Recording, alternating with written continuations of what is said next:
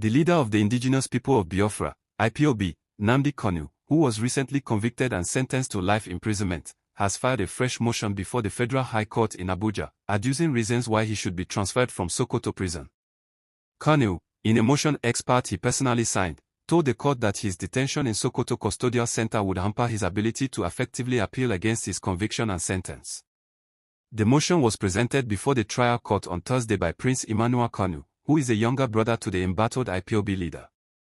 The applicant said in view of the impossibility of his appearance before the court or chambers to personally move the motion, the judge should proceed and hear it in his absence. In the 8 grounds he raised in support of the motion expert marked FHC/ABJ/CR/383/2015, Kanu stressed that he was on November 20th, sentenced by the court after it found him guilty of the 7-count terrorism charge the federal government preferred against him.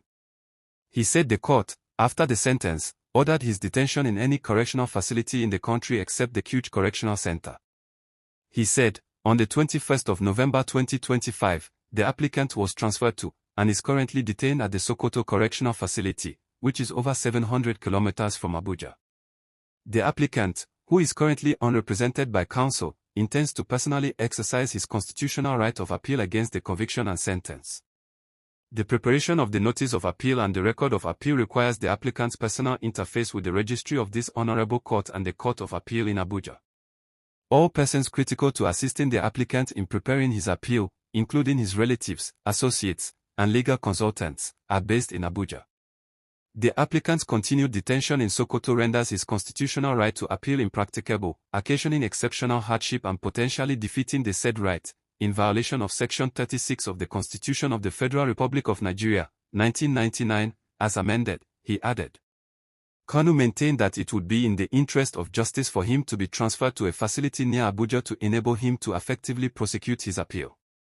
Consequently, he prayed the court for an order to compel the federal government and/or the Nigerian Correctional Service, (NCOs), to forthwith transfer him from the Sokoto Correctional Facility to a custodial facility within the jurisdiction of this honorable court. In the alternative, he sought an order transferring him to the court's immediate environs, such as the Suleja or the Kefi Custodial Center, for the purpose of enabling the applicant to effectively prosecute his constitutionally guaranteed right of appeal. Meanwhile, when the matter was called, Trial Justice James Omotosho declined to grant audience to Kanu's brother, Emmanuel, who announced his appearance on behalf of the IPOB leader. Justice Omotosho told Kanu's brother that he could not move such application since he is not a lawyer. This expert motion cannot be moved on the convict's behalf because you are not a legal practitioner, the trial judge insisted. He implored the applicant to engage a legal practitioner or approach the Legal Aid Council of Nigeria for legal representation since the law allows it. When I said representation, it is not his, Kanu's, father, brother, sister or relations I meant. I mean his counsel.